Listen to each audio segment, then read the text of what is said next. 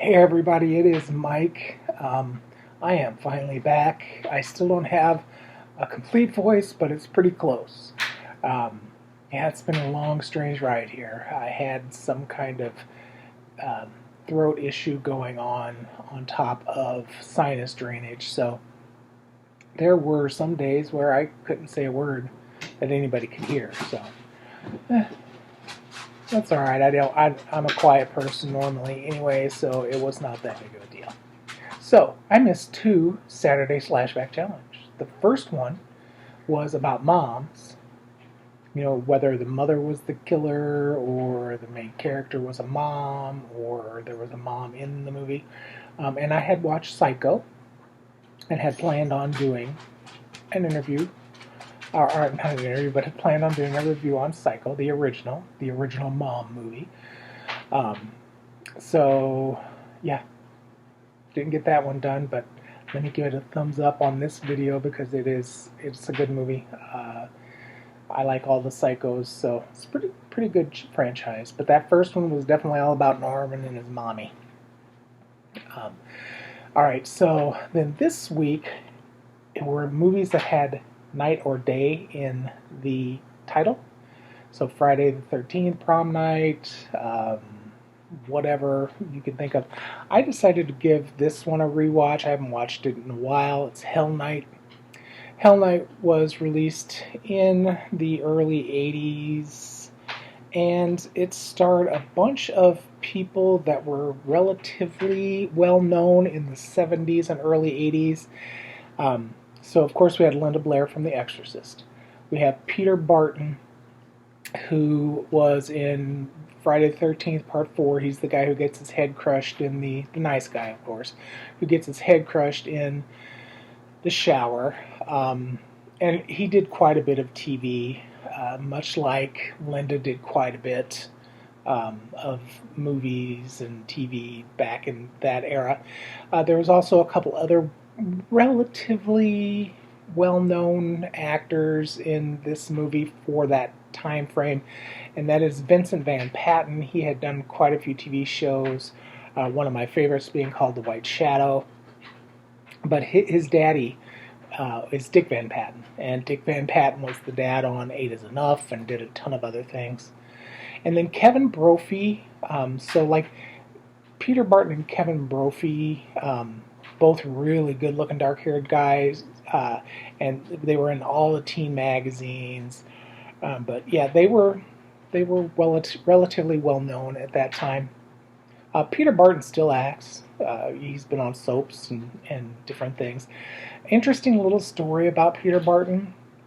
There was a guy in Illinois, and he passed away, and he left all of his money to Peter Barton and another actor that he liked a lot.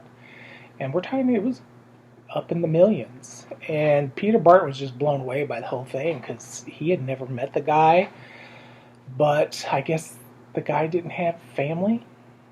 And he left all of his money to Peter and the other actor. I can't think of his name. I'll look it up and put it in the in a comment below. But yeah.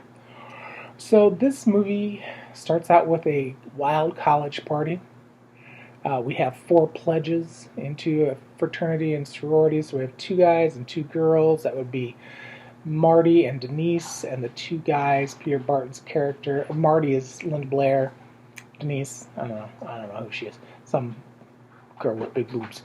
And then Peter Barton plays Jeff, and Vincent Van Patten plays Seth. So they are driven out to this big, humongous house with tall gates that are protected by spear tops, and then Peter Brophy's character, who is what is his name? We have Scott, we have May, and Peter. Peter was Kevin Brophy's character. He tells a story about the family that lived in this house, and it was a man with a simple wife, and the first child they had was deformed, and the second child it was a boy, and then the second child was a girl, and she couldn't speak, and then the third child was another girl, and there was something wrong with her, and the final child was a boy, and he was blind, deaf, and mute, or whatever. But they were all a mess. So the father allegedly kills three of the wife and three of the kids, and then hangs himself. And the youngest son, Andrew, was never killed. So allegedly Andrew is roaming around in this house still, because they only found three corpses. They only found the dad and three corpses. So there was one corpse missing. So the 4 pledges are put in there, and they say, you gotta sleep here, you gotta make it through 6 hours, and then we'll come get you in the morning. So they all, lock them in, and they're all leaving and partying still. And Scott, Peter, and May decide that, they're going to play tricks. So they've got it wired up. There's all kinds of screaming and hooting and howling that goes on. Linda, of course, is very prim and proper, and it just bothers her so much. The others are like, we'll find the speakers. And they do. But in the meantime, the 3 are trying to set up other pranks, but there's a guest. And the guest is not happy with the pranks that they're trying to pull. So the guy the guest just pretty much offs them.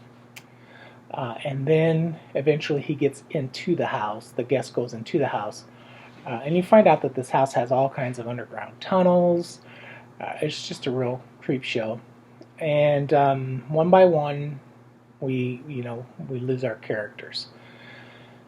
The Seth character actually gets out and goes to the police department, and the police department don't believe him because this fraternity has been raising hell all night, and they're just tired of it all. So they don't believe Seth. So Seth gets a gun, goes back, and he kills he kills the visitor. Okay, so then he goes in. The only 2 that are left are Marty and Jeff, and then Seth comes in and says, I killed him. And there was another one. Remember, they only found 3 corpses. It's corpse. Why do I keep saying corpses? I sound like anywho. Silliness, craziness, madness ensues. Eventually, it's just our girl and the other visitor. And she basically takes care of him. Now, the body count in this was decent. There were the 3 outside. And then there were 3 inside that died, and then 2 visitors. So yeah, pretty gruesome. Some of the deaths were really cool. I particularly liked Scott's and May's. In particular, they were both pretty violent and brutal. And the ending is satisfying. So, pretty good movie overall. I know some people don't like this movie. They say it's slow and boring. I liked it. I don't care what anybody else says. It was fun. I enjoyed it. And so, happy Slashback Saturday on a Monday, guys. Talk to you later. Bye.